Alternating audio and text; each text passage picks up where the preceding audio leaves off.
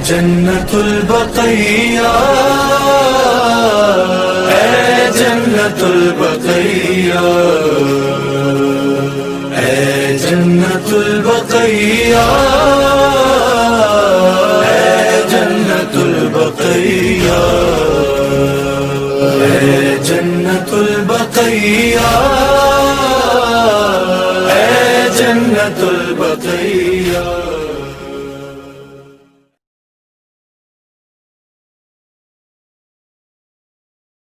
بسم الله الرحمن الرحيم. إنا أنزلناه في ليلة القدر وما أدراك ما ليلة القدر. ليلة القدر خير من 1000 شهر. تنزل الملائكة والروح فيها بإذن ربهم من كل أمر. سلام هي حتى مطلع الفجر.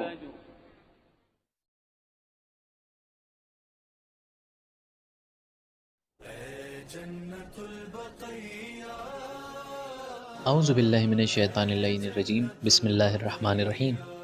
ناظرین السلام علیکم، میں علی عباس ٹیم اسلامک افیئرز کی جانب سے امام زمانہ عجل اللہ تعالیٰ فرجہ الشریف اور آپ سب کی خدمت میں آج کے دن کی تعزیت پیش کرتا ہوں۔ ناظرین، آج کے دن سے آپ بخوبی واقف ہیں کہ آج وہ سیاہ دن ہے کہ جس دن آل سعود نے دشمنی اہل بیت کا اظہار کرتے ہوئے خاندان رسول صلی اللہ علیہ وآلہ وسلم کی ان عظیم شخصیات کی قبروں کے اوپر سے سائے کو ختم کر دیا، یعنی مقدس روضہ جنت البقیع کو منہدم کر دیا۔ تقریباً 94 سال ہو گئے، لیکن آج تک امت ان روضوں کی تعمیر نہ کرا سکی۔ آخر کیا وجہ ہے؟ کیا ہم اتنی قدرت اور طاقت نہیں رکھتے کہ اس ظلم کے خلاف آواز اٹھائیں؟ تقریباً 50 سے زیادہ مسلم ممالک پوری دنیا میں موجود ہیں، اس کے باوجود بھی کیا ہمارے پاس اتنی قدرت اور طاقت نہیں ہے کہ ہم دوبارہ سے ان روضوں کی تعمیر کر سکیں؟ یا پھر کہیں ہم غافل تو نہیں ہیں کہ ہم اس ظلم کو دیکھنے کے باوجود بھی نظر انداز کر رہے ہیں؟ ایسا کرنا ان شخصیات کی توہین شمار ہوگا۔ ناظرین، اس پروگرام کو آپ کے سامنے پیش کرنے کا مقصد یہ ہے کہ سب سے پہلے ہم جانیں کہ جنت البقیع کی تاریخ کیا ہے، اور اس کے ساتھ ساتھ وہ کون سی عظیم شخصیات ہیں کہ جن کی بنا پہ جنت البقیع کی اتنی زیادہ اہمیت اور فضیلت ہے۔ اور دوسرے، ہمارے لیے یہ بھی جاننا ضروری ہے جنت البقیع میں وہ کون سی شخصیات مدفون ہیں کہ جن کی وجہ سے آج جنت البقیع کی اتنی زیادہ اہمیت اور فضیلت ہے، اور اس کے ساتھ ساتھ وہ کون افراد ہیں اور کس طریقے سے اس زمین پہ ظلم کیا گیا۔ اور آخری مقصد یہ ہے کہ ہم آج کے زمانے میں جب ہمارے پاس پروٹیسٹ کا رائٹ ہے اور ہم اپنی آواز UN اور اس طرح کے ان تمام اداروں تک پہنچا سکتے ہیں جو ظلم کے خلاف آواز اٹھانے میں مدد کرتی ہے اور مظلوموں کا سہارا بنتی ہے، ہم اس پروگرام کے ذریعے یہ جانیں کہ ہماری کیا رسپانسبلٹی ہے اور وہ کون سے اقدام ہیں کہ جن کے اوپر عمل کر کے ہم دوبارہ سے جنت البقیع کے روضوں کی تعمیر کر سکتے ہیں۔ اس پروگرام کے آخر میں آپ تمام ناظرین کے لیے ایک تحفے کے طور پہ ایک خاص ویڈیو آپ سب کے سامنے پیش کی جائے گی جو جنت البقیع میں ہمارے ائمہ علیہم الصلوۃ کی قبروں سے خاص مناسبت رکھتی ہے، لہٰذا اس پروگرام کو آخر تک دیکھیں تاکہ ان قبروں کی خاص زیارات کا شرف حاصل کر سکیں۔ ہمارے اس پروگرام کی شروعات قرآن مجید کی تلاوت سے ہو چکی ہے، لہٰذا آئیے اس پروگرام کو آگے بڑھاتے ہیں، اور ہم سب سے پہلے آواز دینا چاہتے ہیں مشہور شاعر جناب شبروز کانپوری صاحب کو کہ وہ آئیں اور اپنے نوحے کے ذریعے ہمارے دلوں میں اس کی یاد تازہ کریں۔ بسم اللہ الرحمن الرحیم۔ ناظرین کرام السلام علیکم۔ یاد جنت البقیع کے حوالے سے اس عنوان سے آج جو پروگرام منعقد کیا گیا ہے اسلامک افیئرس چینل کی جانب سے، مجھ کو حکم ہوا ہے کہ شہزادی کونین حضرت فاطمہ زہرا سلام اللہ علیہا صلوات اللہ علیہا کی بارگاہ میں ایک نوحہ میں پیش کروں۔ یہ نوحہ میں جناب فاطمہ زہرا سلام اللہ علیہا کی بارگاہ میں پیش کر رہا ہوں، اس نے سماعت فرمائے۔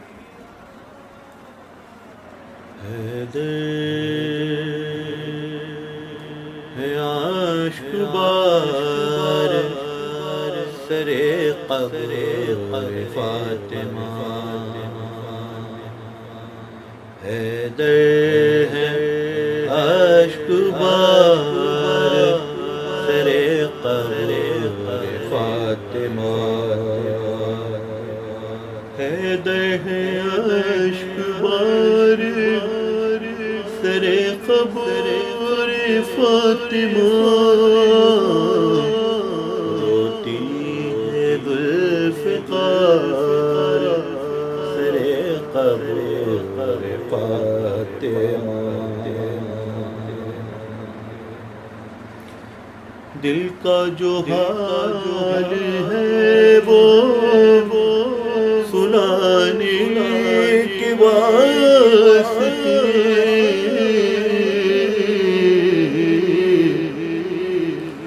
دل کا جو حال ہے وہ سنانے کے واسطے آتے ہیں بار بار سر قبر فاطمہ حیدر ہے اشک بار سر قبر فاطمہ بنت نبی کی قبر کو سایہ نہیں ملا بنت نبی کی قبر کو سایہ نہیں ملا اڑتا ہے بس غبار سر قبر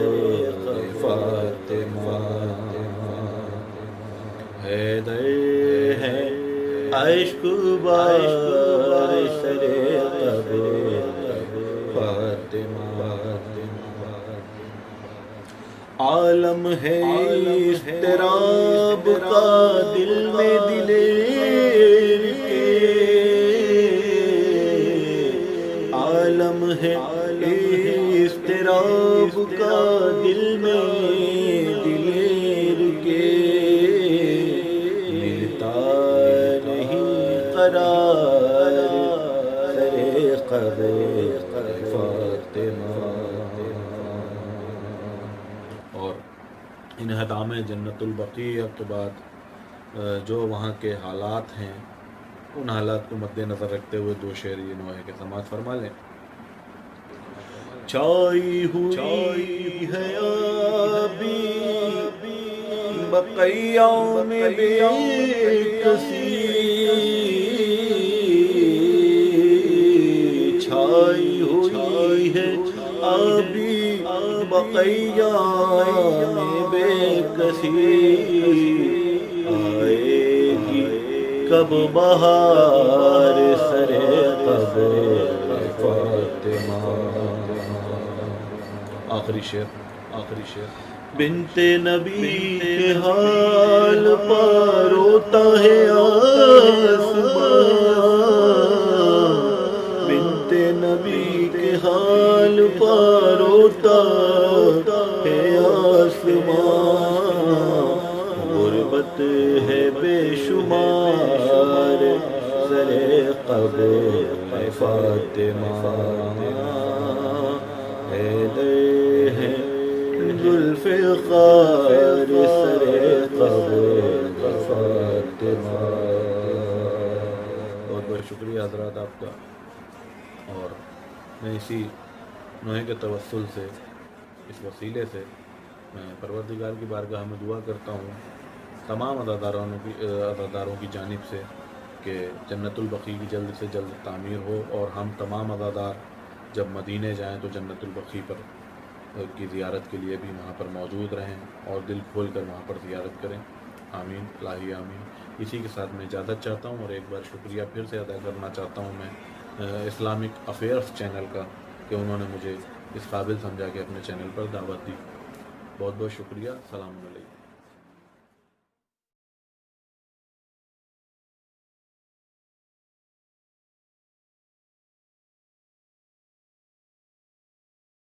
بسم اللہ الرحمن الرحیم الحمد للہ رب العالمین وصلی اللہ علی محمد وآلہ الطاہرین ولعنۃ اللہ علی اعدائہم اجمعین الی قیام یوم الدین وقال اللہ تعالی وهو اصدق القائلین قل لا اسألکم علیہ اجرا الا المودۃ فی القربى۔ امام زمان علیہ السلام کی خدمت میں اور پھر تمام مومن و مومنات کی خدمت میں انہدام جنت البقیع کی تعزیت پیش کی جاتی ہے۔ یہ وہ دن ہے کہ جس دن بغض اہل بیت رکھنے والوں نے بغض اہل بیت کا اظہار کیا انہدام بقیع کی صورت میں اور انہدام دیگر مقامات مقدسہ کی صورت میں۔ اب بڑی تیزی سے چند موضوعات کو ڈسکس کرتے ہیں کہ جن میں سے پہلے جنت البقیع کی کچھ مختصر سی تاریخ بیان کریں۔ تو اصل میں بقیع کا نام یا جنت البقیع کا نام ہے بقیع الغرقد۔ بقیع کہتے ہیں ایک میدان کو، کھلی جگہ کو، اور وہاں پر کچھ درخت اگتے تھے اس زمانے میں کہ جو بیابان کے یا ریگستانی یا ایسے پودے کے جو خضرا ہوتے ہیں اور عام طور پہ سرسبز رہتے ہیں، اور انہیں عام طور پر اونٹ یا بکریاں وغیرہ یا مختلف مویشی کھاتے ہیں۔ تو یہ ایک بہت بڑا سا میدان تھا اور یہاں پر غرقد کے پودے لگے ہوئے تھے، اور عام طور پر یہاں پر مدینے والوں کے اونٹ اور مویشی آ کر چرا کرتے تھے۔ تو اس جگہ کو کہا جاتا تھا بقیع الغرقد۔ اسی کے پیچھے قبرستان تھا جس کا نام تھا حش الکوكب، کہ جو یہودیوں کا قبرستان تھا۔ لیکن ہجرت رسول اللہ صلی اللہ علیہ وسلم سے پہلے اس جگہ پر صرف درخت ہوتے تھے، یعنی پودے ہوتے تھے غرقد کے، اور یہاں پر چراگاہ تھی۔ جب رسول اللہ صلی اللہ علیہ وسلم مدینہ تشریف لائے تو یہاں پر جو ان کے چند اصحاب دنیا سے رخصت ہوئے، تو توجہ دلاتے ہیں کہ سب سے پہلے جو صحابی رسول اللہ صلی اللہ علیہ وسلم کے دنیا سے رخصت ہوئے ان کا نام تھا اسعد ابن زرارہ، اور ان کا لقب تھا نقیب النجار یا نقیب النقباء۔ ان کا تعلق تھا بنی نجار سے، اور نقیب کہا جاتا ہے ان لوگوں کو کہ جن کو سپرویژن دی جاتی ہے کسی کام کی یا اعداد و شمار کی، کہ کچھ کام کرنا ہو اور دیکھنا ہو لوگوں کے بارے میں اور ان کی رپورٹ تیار کرنی ہو۔ تو بنی نجار کے معاملے کو دیکھتے تھے رسول اللہ صلی اللہ علیہ وسلم کی جانب سے جناب اسعد ابن زرارہ، اور ان کی وفات ہوئی جب مسجد النبوی تعمیر ہو ہی رہی تھی۔ تو سب سے پہلے یہ یہاں پر دفن ہوئے۔ تو ایک اعتبار سے کہا جا سکتا ہے اصحاب میں سے سب سے پہلے یہ دفن ہوئے، دوسرے اعتبار سے کہا جا سکتا ہے کہ انصار میں سے سب سے پہلے یہ دفن ہوئے، اور مہاجرین میں سے رسول اللہ صلی اللہ علیہ وسلم کے ایک دوست تھے کہ جو زمانے جاہلیت میں بھی شراب سے، شرک سے اور جنسی گناہوں سے بچتے تھے، اور ان کا نام تھا جناب حضرت عثمان ابن مزعون۔ اور یہ دنیا سے رخصت ہوئے مدینے میں آنے کے بعد، یعنی ہجرت کے تقریباً 22ویں مہینے میں، اور یہ مہاجرین میں سے پہلے صحابی تھے جو دنیا سے رخصت ہوئے۔ ان دو کو جب یہاں پر دفن کیا تو تدریجاً رسول اللہ صلی اللہ علیہ وسلم نے تو اس جگہ کا انتخاب کر لیا تھا قبرستان کے عنوان سے۔ بعد میں اس کی اہمیت بڑھتی چلی گئی، خصوصاً جب یہاں پر حضرت فاطمہ بنت اسد اور اسی طرح سے حضرت عباس ابن عبد المطلب، اور پھر یہ جگہ منسوب ہے حضرت فاطمہ سلام اللہ علیہا کے بھی دفن سے، لیکن اس کے بارے میں ہم ایک اور ڈسکشن کریں گے۔ اور پھر امام حسن علیہ السلام، امام زین العابدین علیہ السلام، امام محمد باقر علیہ السلام، اور امام جعفر صادق علیہ السلام، اور اسی طرح سے اس کے ایک اور حصے میں حضرت حلیمہ سعدیہ ہیں، ازواج رسول اللہ صلی اللہ علیہ وسلم ہیں، اور رسول اللہ صلی اللہ علیہ وسلم کی اور مولا امیر المومنین کی پھوپھی حضرت صفیہ، حضرت ام البنین، اور اسی طرح سے دیگر ہستیاں کہ جن کا تعلق رسول اللہ صلی اللہ علیہ وسلم کے گھرانے سے ہے۔ اب یہاں پر ہم توجہ دلائیں کہ یہیں پر ایک قول کے مطابق خلیفہ سوم کی بھی قبر ہے، یعنی جناب عثمان ابن عفان کی، لیکن اصل میں جب انہیں قتل کیا گیا، اور اس جانب توجہ رہے کہ ان کے کفر کا فتویٰ اور ان کے قتل کا جو فتویٰ تھا وہ حضرت عائشہ نے دیا، اور ان کے مقابلے میں جو سب سے آگے ذات تھی وہ جناب عائشہ ہی کی تھی اور طلحہ اور زبیر کی، اور انہی کے حکم سے ان کے خلاف یہ ساری بغاوت ہوئی یا جو بھی کچھ ہوا، اور اس کے بعد انہیں قتل کیا گیا، اور قتل کے بعد 3 دن تک ان کی نہ غسل ہوا، نہ کفن ہوا، نہ دفن ہوا، نہ نماز جنازہ کی مہلت ملی، اور کسی صحابی نے بھی یہ کام انجام نہیں دیا، یہاں تک کہ دفن کے لیے بھی جن لوگوں نے کوشش کی تو ان کو بھی قتل کیا گیا۔ بالآخر انہیں یہودیوں کے قبرستان میں حش الکوكب میں دفن کر دیا گیا۔ بعد میں مروان نے اس کو دیوار توڑوا کر بقیع میں داخل کیا، اور پھر معاویہ نے اپنے دور میں اس پورے بقیع کو بڑھا دیا اور حش الکوكب کو بھی لے لیا، تاکہ کہا جائے یہ خلیفہ سوم جو ہیں فی الحال بقی میں ہیں اور مسلمانوں کے قبرستان میں ہیں، لیکن تمام کتب اہل شیعہ اور اہل سنت کے مطابق وہ دفن جب ہوئے تھے تو اس وقت وہاں پر یہودیوں کا قبرستان تھا کہ جس کا نام ہے حش القوقب۔ اب یہ ذہن میں رہے کہ وہابیوں نے جو ان کو منہدم کیا، تو پہلے توجہ رہنی چاہیے کہ اس وقت کی جو وہابی حکومت ہے یہ دو گروہ ہیں کہ جو حکومت کر رہے ہیں۔ ایک آل شیخ ہیں کہ جن کا کام ہے دینی امور کو سنبھالنا، اور ایک آل سعود ہے جن کا کام ہے سیاسی امور کو سنبھالنا۔ یہ دونوں مل کے حکومت کر رہے ہیں۔ اب انہیں کہا جاتا ہے کہ یہ عبداللہ ابن وہاب کے پیروکار ہیں، تو یہ بھی صحیح ہے، لیکن خود عبداللہ ابن وہاب جو ہے وہ ابن تیمیہ کا پیروکار ہے، اور اصل سلفیت اور وہابیت اور یہ تکفیریت جو ہے اس کا تعلق جو ہے وہ ابن تیمیہ سے ہے زیادہ پرسنٹیج کے اعتبار سے، اور پھر ان میں کچھ حنبلی نظریات کی بھی شدت ہے، اور یہ سب کا مرکب ہے یہ وہابیت اور سلفیت۔ اب اس جانب توجہ رہے کہ یہ جو انہوں نے قبور کو گرایا ہے تو ان کا نظریہ یہ ہے کسی قبر پر بھی کوئی گنبد یا چھت نہیں رہنی چاہیے۔ تو یہاں پہ سوال پیدا ہوتا ہے کہ رسول اللہ صلی اللہ علیہ وسلم تو دفن ہی چھت کے نیچے ہوئے تھے،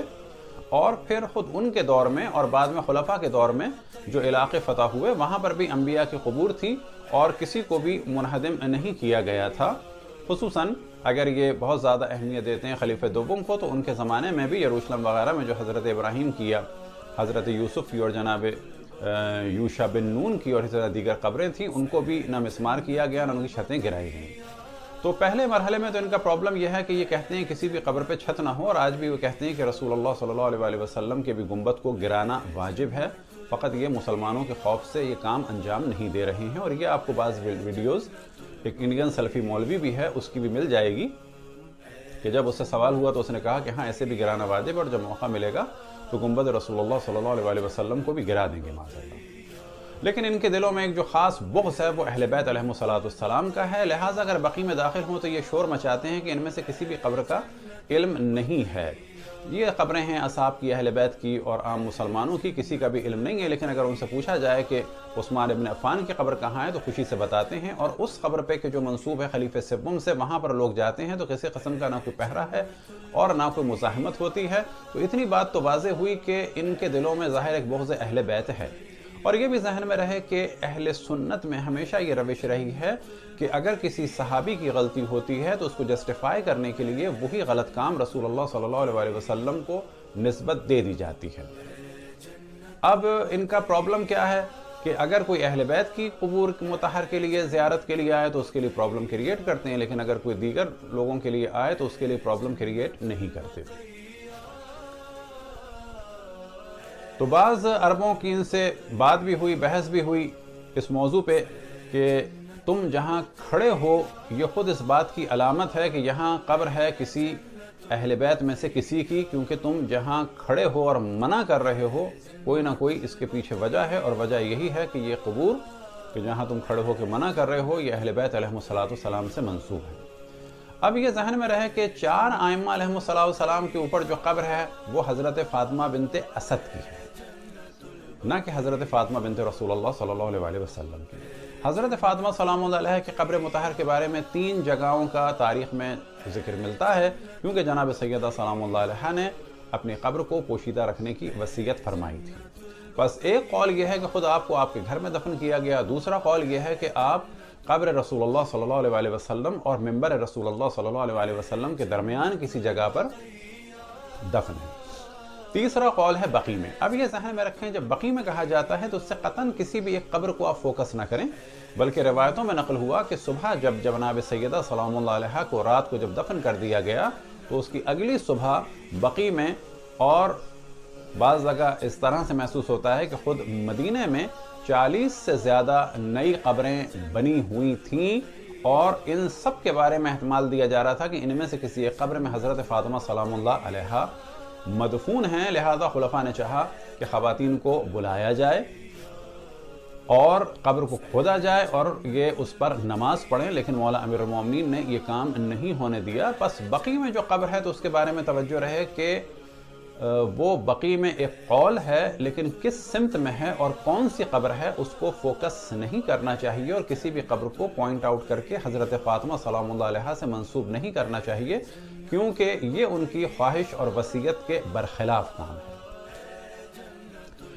اب جو ان کا اصل پرابلم ہے وہ یہ کہتے ہیں کہ یہ قبروں کی عبادت ہو رہی ہے۔ وہابیوں کا ایک اصل پرابلم ہے کہ وہ عبادت اور احترام میں فرق نہیں کر پاتے، لہٰذا ایک واقعہ آپ کے سامنے بیان کرتے ہیں جس سے ان کا جواب بھی مل جائے گا، اور ان کا جو پرابلم ہے کہ جہاں پر یہ کنفیوز ہیں یا اپنے آپ کو کنفیوز ظاہر کر رہے ہیں وہ بھی کلیئر ہو جائے گا۔ وہ یہ کہ حضرت آیت اللہ العظمیٰ سید شرف الدین موسوی العاملی کے جو لبنان کے علماء اور مراجع الزام میں سے تھے، جب وہ عبدالعزیز کے زمانے میں یا شاید سعود کے زمانے میں جب زیارتوں کے لیے گئے، حج کے لیے گئے، اور حج کے بعد ان شاہی افراد سے بھی ان کی ملاقات ہوئی کیونکہ وہ اس زمانے کے مراجع میں سے تھے اور لبنان سے گئے تھے، تو انہوں نے ایک قرآن دیا اس کو، اور اس قرآن کی جلد جو ہے وہ لیدر کی تھی۔ جب اس کو یہ قرآن دیا تو اس نے اس قرآن کو چوما، اور جیسے ہی اس نے چوما تو حضرت آیت اللہ العظمیٰ سید عبد الحسین شرف الدین موسوی العاملی نے فرمایا کہ تم نے اس وقت شرک کیا ہے اور چمڑے کی عبادت کی ہے، یعنی لیدر کی عبادت کی ہے۔ اور یہ سب کے سامنے انہوں نے کہا، اور وہ گھبرا کے کہتا ہے کہ میں نے کیا کیا؟ تو آپ نے کہا تم نے اس وقت جو ہے وہ لیدر کو یعنی چمڑے کو تم نے چوما ہے، اس کی تم نے پرستش کی ہے، اس کی عبادت کی ہے، اور یہ تم نے شرک کیا ہے اس وقت۔ تو اس نے کہا نہیں، میں نے تو قرآن کو چوما ہے۔ انہوں نے کہا نہیں، تم نے قرآن کو نہیں چوما، قرآن تو اندر ہے، تم نے چمڑے کو چوما ہے۔ تو اس نے کہا کہ نہیں، کیونکہ قرآن پر چمڑا ہے تو میں نے اس نیت سے چوما ہے۔ تو آپ نے فرمایا ہم بھی جب قبر رسول اللہ صلی اللہ علیہ وسلم کے اوپر جو چیز ہے، چاہے وہ لوہا ہو یا سونا ہو یا چاندی ہو یا جو بھی چیز ہو، اس کو چومتے ہیں تو ہم اس کی عبادت نہیں کرتے ہیں، بلکہ احترام جسم مطہر رسول اللہ صلی اللہ علیہ وسلم سے منسوب یہ جگہ ہے تو اس کا احترام کرتے ہیں۔ بس وہابیوں کا جو جواب ہمیں دینا چاہیے کہ احترام میں تکریم میں، یعنی احترام تکریم ایک ہی بات ہے، اور عبادت میں فرق ہے۔ اب ایک اور چیز کہ جس کے ذریعے سے آپ وہابیوں کو ایک طرح سے لاجواب کر سکتے ہیں، وہ یہ کہ ان سے کہا جائے کہ کیا برتھ ڈے کا تم کھانا کھاتے ہو یا نہیں کھاتے، یا کوئی بھی کسی کا نیشنل ڈے ہو، خصوصاً سعودی بڑا شور مچاتے ہیں اپنے نیشنل ڈے کے لیے، اور ان کے مفتی نے فتویٰ بھی دیا تھا کہ سب پر لازم ہے کہ اس میں شرکت کریں۔ تو اگر سعودی نیشنل ڈے ہے، یا فرض کریں کسی بھی کمپنی کا کوئی اینول فنکشن ہے، یا کسی بچے کی برتھ ڈے ہے، تو برتھ ڈے کا جو کھانا ہے وہ کھانا حلال ہے یا حرام ہے، تو آپ کو کوئی بھی سلفی ایسا نظر نہیں آئے گا جو ان چیزوں کے بارے میں کہیں کہ یہ حرام ہے۔ لیکن اگر یہی اینیورسری یا یہی برتھ ڈے منسوب ہو رسول اللہ اور آل رسول اللہ صلی اللہ علیہ وسلم سے، تو اس کے بارے میں یہ زیادہ شور مچاتے ہیں، کیونکہ ان کا اصل موضوع یہ نہیں ہے۔ ان کا اصل موضوع ہے احترام رسول اللہ میں کمی کرنا صلی اللہ علیہ وسلم، اور احترام اہل بیت رسول اللہ صلی اللہ علیہ وسلم میں کمی کرنا۔ پھر یہ کہ ان کا باقاعدہ میوزیم بنا ہوا ہے کہ جہاں پر ان کی آل سعود کی ساری چیزیں ہیں، آل سعود کی چیزوں کا میوزیم ہو، وہ پریزرو کی جائیں تو کوئی بات نہیں ہے، لیکن اگر اہل بیت سے منسوب کوئی چیز ہے، خصوصاً رسول اللہ صلی اللہ علیہ وسلم جہاں پر متولد ہوئے، جو گھر تھا، اسی طرح جو کنویں تھے، یا مولا امیر المومنین نے جو کنویں کھودے تھے ابیار علی کے نام سے منسوب تھے، ان کو محفوظ رکھنا ان کے نزدیک شرک ہے، کفر ہے، لیکن ان چیزوں کو محفوظ رکھنے میں ان کے لیے کوئی حرج نہیں ہے۔ اسی طریقے سے آپ لوگوں کو، نوجوانوں کو یہ چیز دیکھنی چاہیے، آپ جا کے گوگل میں سرچ کریں خیبر، اور خیبر کے مختلف آپ کو کلپس بھی مل سکتے ہیں، ویڈیو کلپس بھی ملیں گے آپ کو، اس کے فوٹوز بھی ملیں گی، تو آپ دیکھیں اس کو انہوں نے باقاعدہ پریزرو کیا ہوا ہے، ارد گرد انہوں نے باڑ لگائی ہوئی ہے۔ تو ساری چیزیں جو رسول اللہ صلی اللہ علیہ وسلم سے اور اہل بیت سے منسوب ہیں، ان کو تو وہ مسمار کر رہے ہیں، لیکن خیبر کے محلے کو، قلعے کو، جگہ کو، سب کو انہوں نے رکھا ہوا ہے، باقاعدہ اس کی رینوویشن ہوتی ہے، لہٰذا بعض دیواروں کو آپ دیکھیں گے کہ وہ 2 یا 3 رنگوں کی ہیں، اور وجہ یہ ہے کہ ایک دفعہ مٹی سے اس کی مرمت ہوئی ہے ایک رنگ کی، دوسرے بعد تیسرے سال تیسرے، تو وہ اس میں واضح کلر آپ کو الگ الگ نظر آئے گا۔ وجہ یہ ہے کہ وہ یہودیوں کے آج بھی مورل کو ہائی کرنے کے لیے انہوں نے اس کو رکھا ہوا ہے، اور یہودی اور زائنسٹ آ کے اس کو دیکھتے ہیں، اور ان کو تلقین کی جاتی ہے کہ یہ ہمارا علاقہ تھا اور ہمیں یہاں پر واپس آنا ہے۔ اب اس کی ایک اور وجہ بھی یہ ہے کہ آل سعود جو ہیں، خود ان کا جو شجرہ ہے وہ خیبر کے اور قینقاع کے یہودیوں سے ملتا ہے، اس کو یہ لوگ خود بھی مانتے ہیں، اور آج ان کی پالیسی سے یہ بات واضح ہو جاتی ہے۔ اب جو ہمارے نوجوانوں کی ضرورت ہے، ہماری ضرورت ہے کہ اپنی آواز کو بلند کریں۔ سب سے پہلا موضوع یہ ہے کہ حقانیت اہل بیت علیہم السلام پر کوئی کمپرومائز نہیں ہونا چاہیے. دشمنان اہل بیت علیہم السلام کا علمی طریقے سے اور ایک ڈیسنٹ طریقے سے ان کا محاسبہ ہونا چاہیے، ان کا انٹروڈکشن کرانا چاہیے، لیکن صاف زبان سے کہ جو اس وقت کی ایک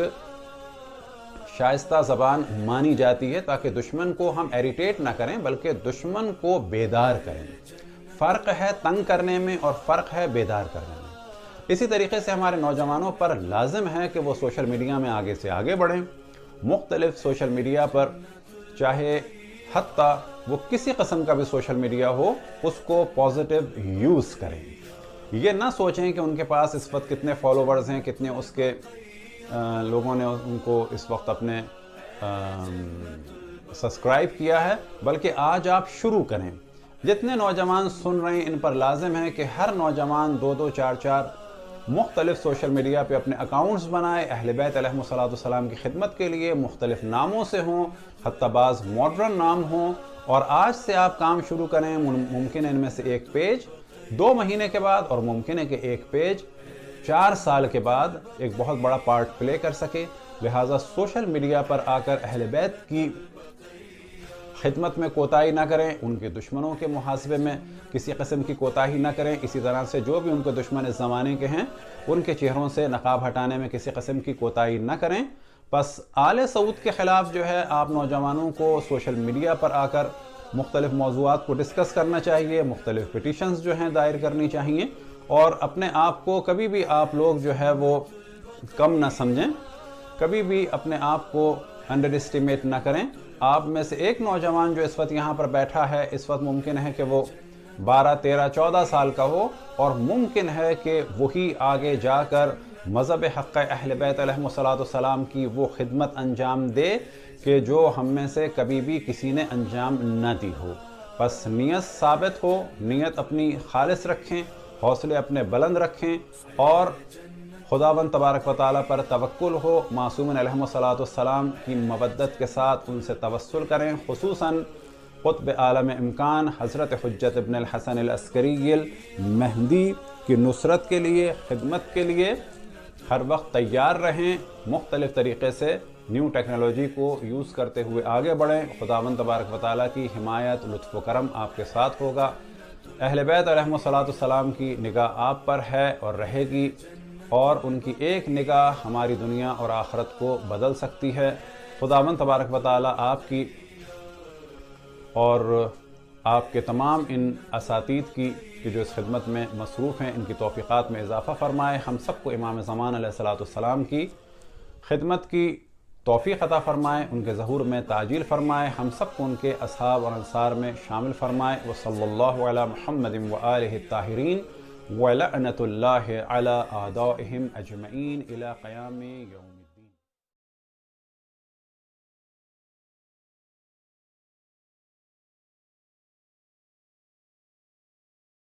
بسم اللہ الرحمن الرحیم. الحمدللہ رب العالمین، وصلی اللہ علی محمد وعلی اہل بیتہ الطاہرین. آج کا دن 8 شوال تاریخ کا وہ تاریخ دن ہے کہ جب جنت البقیع میں موجود معظم شعائر الہی کو منہدم کر دیا گیا. شعائر الہی کیا ہیں؟ شعار سے مراد ہے کہ وہ لباس جو بدن کے ساتھ لگا ہوا ہوتا ہے، جس سے انسان کی شناخت یا پہچان ہوتی ہے، یا جو بدن کے لیے لازمی ہے. لہٰذا ہم شعار یا شعائر الہی کو اسلام کے وہ ریچولز، وہ نشانیاں کہیں گے جس کے ذریعے سے انسان تقوی تک پہنچتا ہے. کیونکہ خدا قرآن میں شعائر الہی کو اس طرح سے بیان کرتا ہے، ان الصفا والمروہ من شعائر اللہ. صفا اور مروہ پہاڑ نہیں، اللہ کی ریچولز، نشانیوں میں سے ایک نشانیاں ہیں. پھر وہ قربانی کے جانور اونٹوں کا تذکرہ کرتا ہے تو کہتا ہے کہ وہ قربانی کا جانور نہیں، اس کا خون اور گوشت نہیں، بلکہ وہ اللہ کی نشانیوں میں سے، اللہ تک پہنچنے والے عظیم راستوں میں سے ایک راستہ ہے. اور اسی لیے کہتا ہے کہ اللہ تک اس کا نہ خون پہنچتا ہے نہ گوشت پہنچتا ہے، بلکہ تمہارا تقوی ہے جو خدا تک پہنچتا ہے. پھر اس کے بعد پروردگار عالم سورہ حج میں ارشاد فرماتا ہے کہ وَمَن يُعَظِّمْ شَعَائِرَ اللَّهِ فَإِنَّهَا مِن تَقْوَى الْقُلُوبِ، کہ جو بھی شعائر الہی کی تعظیم کرے گا اس کے لیے دل کا تقوی ہے. بس پہاڑ ہو یا قربانی کا جانور ہو، وہ صرف مٹی یا پتھر کا ڈھیر نہیں ہے، وہ صرف خون اور گوشت اور ہڈیاں نہیں ہیں، بلکہ اس سے اللہ کا تقویٰ حاصل ہوتا ہے۔ اسی لیے ہم خانہ خدا میں جاتے ہیں۔ وہ 4 کونوں کا مکان نہیں ہے، بلکہ وہاں سے ہمیں خدا کا تقویٰ حاصل ہوتا ہے۔ وہ اللہ تک پہنچنے کا ایک راستہ ہے۔ اللہ نے اس کو اپنی نشانی، اپنی علامت بنایا ہے، اور ہر وہ چیز جو اللہ تک پہنچنے کا ذریعہ بنتا ہے، اس کی نشانی بنتا ہے، اس کو ہم شعائر الہی میں سے کہتے ہیں۔ اب سوال یہ پیدا ہوتا ہے کہ جنت البقیع شعائر الہی میں سے ہے یا نہیں؟ جنت البقیع میں کیا ہے؟ ہمارے لیے یہ جاننا لازمی ہے۔ کیا جنت البقیع ایک ایسا قبرستان ہے جہاں پر موجود لوگوں کی قبروں کے اوپر سایہ رہے یا نہ رہے کوئی فرق نہیں پڑتا؟ ان کے لیے تعظیم ہو یا نہ ہو، اسلام کی سربلندی یا اسلام کی پستی سے اس کا کوئی تعلق نہیں ہے؟ کیا جنت البقیع ایک ایسی جگہ پر موجود ایسی ہستیاں ہیں کہ جن کی قبروں کے اوپر اگر گنبد ہو یا وہ کھلے آسمان کے نیچے ہوں، اسلام کی عزت و تعظیم میں اس سے کوئی فرق یا اسلام کی سربلندی میں اس سے کوئی فرق نہیں پڑتا؟ کیا ہے جنت البقیع؟ جنت البقیع وہ قبرستان ہے جہاں پر مخدرات عصمت، مستورات آل اطہار موجود ہیں۔ جناب فاطمہ الزہرا رسول خدا کی بیٹی، خاتون جنت کی قبر جنت البقیع میں موجود ہے۔ جناب فاطمہ بنت اسد شیر خدا کی ماں جنت البقیع میں ہے۔ علمدار سید الشہداء ابو الفضل العباس کی والدہ جناب ام البنین کی قبر جنت البقیع میں ہے۔ جناب رقیہ، جناب زینب، جناب ام کلثوم بنات رسول کی قبر جنت البقیع میں ہے۔ امہات الرسول جس میں جناب زینب بنت جحش، جناب ریحانہ، جناب ماریہ، جناب حفصہ، جناب عائشہ، جناب سودا، جناب صفیہ، جناب ام سلمہ کی قبور جنت البقیع کے اندر موجود ہیں۔ جناب صفیہ جو رسول خدا کی پھوپھی ہیں، جن کی شجاعت بے مثال تھی، ان کی قبر جنت البقیع میں۔ جناب عاتقہ کی قبر جنت البقیع میں ہے۔ جناب حلیمہ سعدیہ جو رسول خدا کی رضائی ماں ہیں، ان کی قبر جنت البقیع میں ہے۔ پھر اصحاب میں اگر آ جائیں تو شہدائے احد، ہم شہدائے احد میں شامل ہونے کی دعائیں کرتے ہیں کہ ہمیں ان کی جزا ملے۔ شہدائے احد جنت البقیع میں۔ واقعہ حرہ جو کربلا کی بات پیش آیا، اس کے تمام شہداء جنت البقیع میں ہیں۔ اسی طرح جناب مالک ابن انس جنت البقیع میں، جناب نافع جنت البقیع میں، جناب عثمان ابن عفان جنت البقیع میں، جناب ابو سعید خدری جن سے ہم بہت ساری روایات نقل کرتے ہیں، وہ جنت البقیع میں، جناب عبداللہ ابن مسعود جنت البقیع میں، جناب مقداد جنت البقیع میں، جناب جابر ابن عبداللہ انصاری جن سے حدیث کے ہم ہر روز روایت کرتے ہیں، پڑھتے ہیں، اس کی تلاوت کرتے ہیں، وہ جنت البقیع میں ہے۔ جناب عثمان ابن مطعون وہ جنت البقیع میں جو سب سے پہلے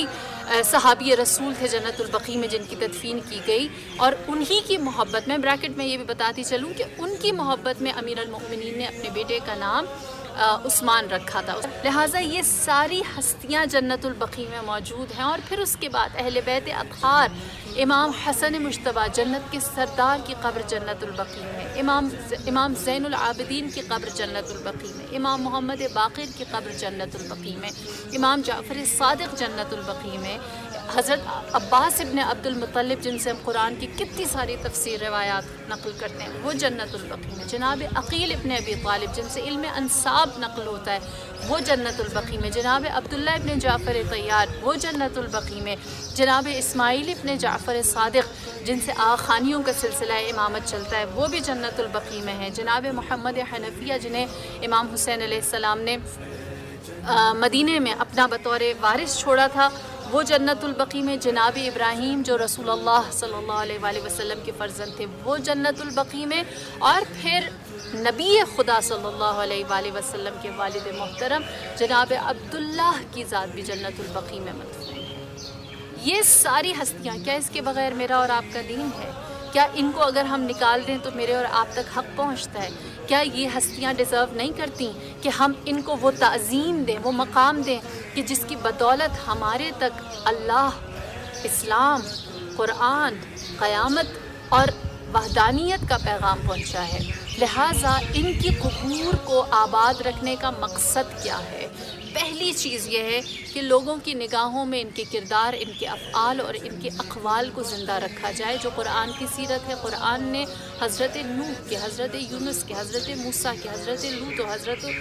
ہود، صالح، 1,24,000 انبیاء میں سے بہت سوں کے کردار، افعال اور ان کے قصص کو زندہ رکھا تاکہ آنے والے لوگ ان سے سیکھ سکیں۔ پھر خداوند کریم نے دوسری سیرت جو قرآن کی وہ یہ کہ حق والوں کو اللہ نے ہمیشہ عزت دی ہے، ہمیشہ ان کا تذکرہ عظمت اور ہیبت اور جلالت کے ساتھ کیا ہے، اور ان کی نشانیوں کو اللہ نے عزت کے ساتھ بیان کیا اور باطل کو سرنگوں کیا ہے۔ اور ان کو اگر ہم ان ہستیوں کو آج ہم تعظیم دیں گے تو ہم ان کے خون اور گوشت کو اور ان کی ہڈیوں کو نہیں دیں گے، ان کے اس نظریے کو دیں گے، ان کے اس کردار کو دیں گے، ان کی اس حق شناسی کو دیں گے۔ اور پھر تیسری چیز جو ہے وہ یہ کہ ان جگہوں کی وجہ سے ہم عبودیت کو زندہ اور خدا ترسی کو پائندہ رکھتے ہیں۔ چوتھی چیز یہ کہ جو غضب الہی ہے یا جو محرمات ہیں، حرام چیزیں ہیں، ان سے دوری۔ اس کے سوا کسی بھی جگہ، کسی بھی مقام کو آباد یا اس کا ذکر یا اس کی آبیاری نہیں کی جاتی۔ اب سوال یہ پیدا ہوتا ہے کہ کیا قبرستان جانا بالخصوص خواتین کا مناسب ہے؟ تو دیکھیے ایک روایت ہے جناب عبداللہ ابن ابی ملیکہ سے، وہ کہتے ہیں کہ میں نے دیکھا جناب عائشہ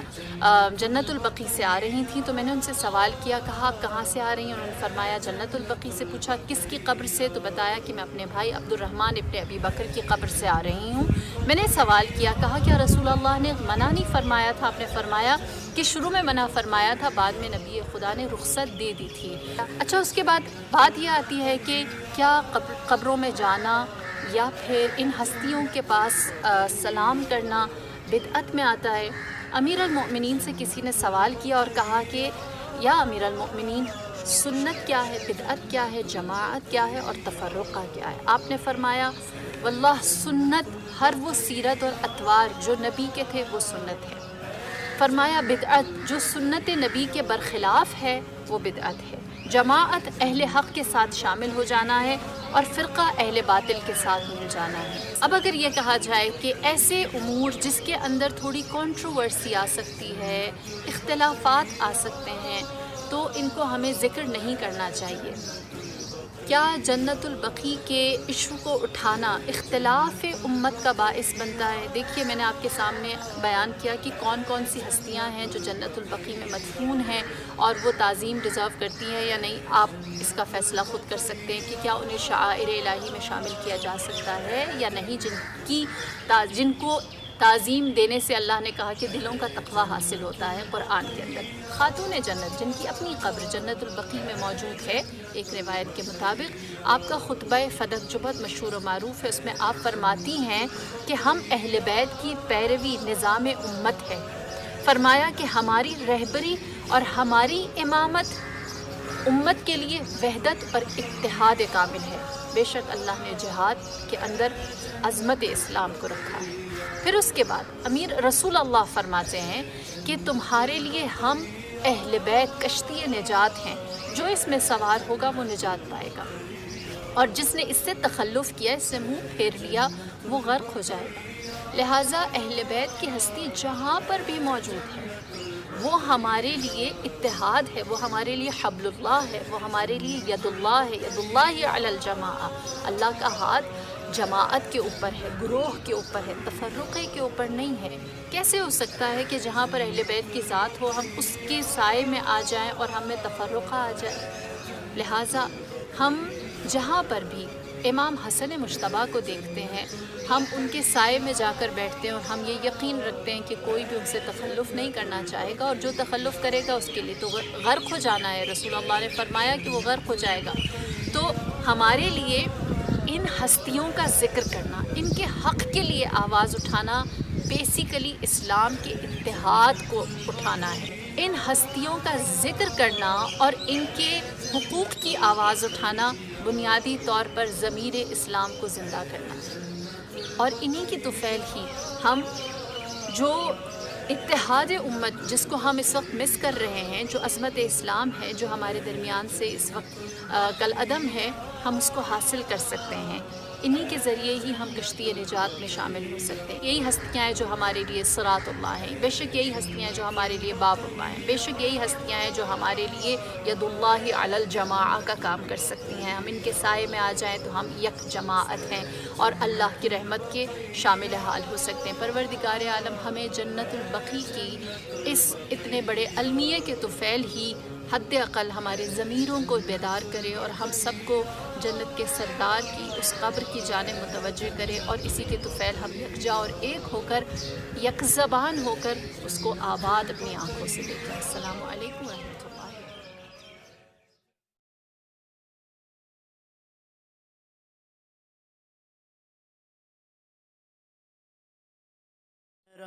کے روزے کو ظالموں نے ہائے مدینے میں ایسا ڈھایا، ساری فضائیں عالم میں اب تک صدیوں سے غم کا بادل ہے چھایا، زہرا کے روزے کو ظالموں نے۔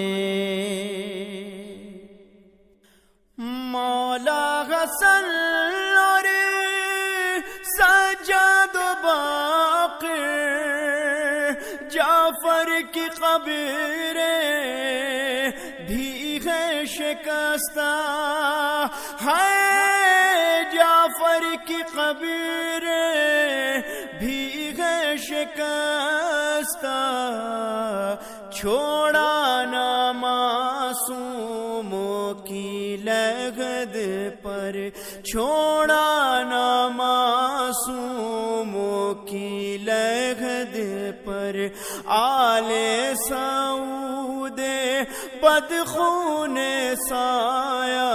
زہرا کے روزے کو ظالموں نے۔ زیر کفن احمد مرسل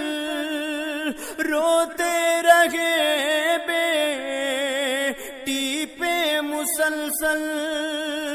ہے روتے رہے بیٹی پہ مسلسل، مظلومہ زہرا پہ کلمہ گویو، مظلومہ زہرا پہ کلمہ گویو، کورخ میں تھوڑا سا بھی نہ آیا، زہرا کے روزے کو ظالموں نے۔ ہائے مدینے میں ایسا ڈھایا، زہرا کے روزے کو ظالموں نے۔ زیر لگد روئے ہوں گے حیدر، کیا گزری ہوگی قلب نبی پر، ہے کیا گزری ہوگی قلب نبی پر، اہل ستم نے گھس گھس کے جس دم، اہل ستم نے گھس گھس کے جس دم، بنت نبی کا روزہ گرایا، زہرا کے روزے کو ظالموں نے۔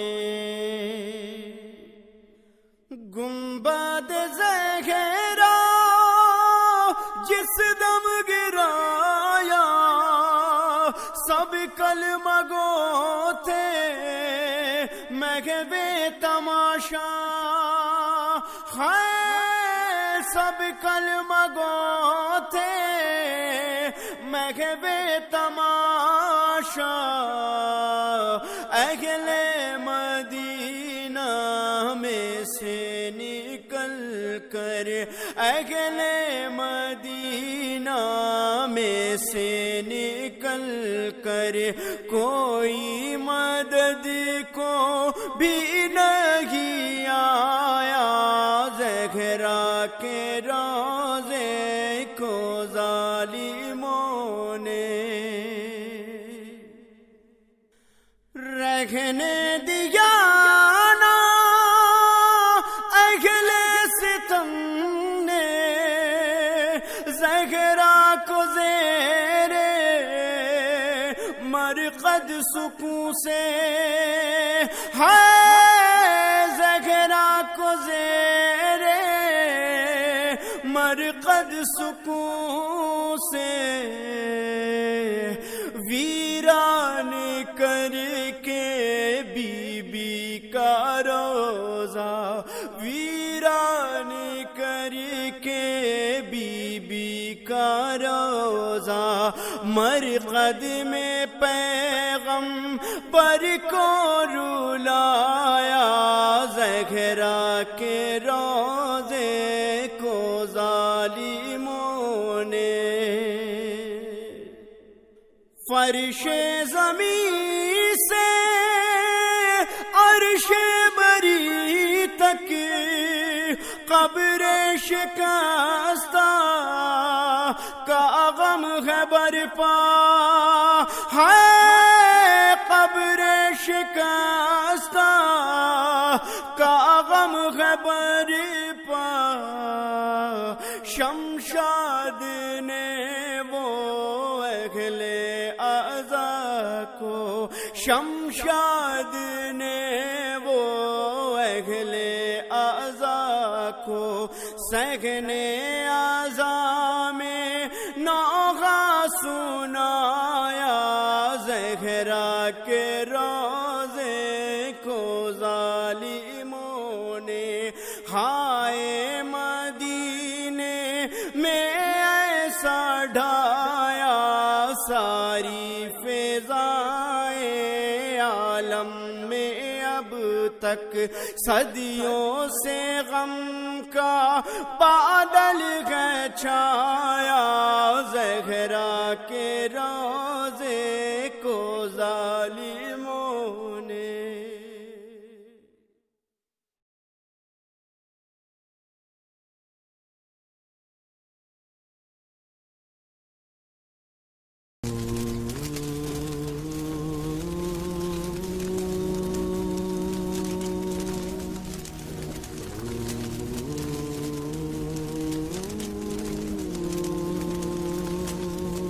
صبت علی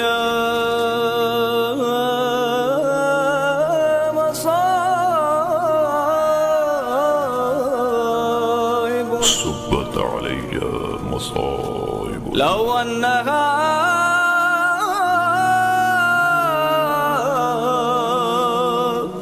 لو انها صبت علی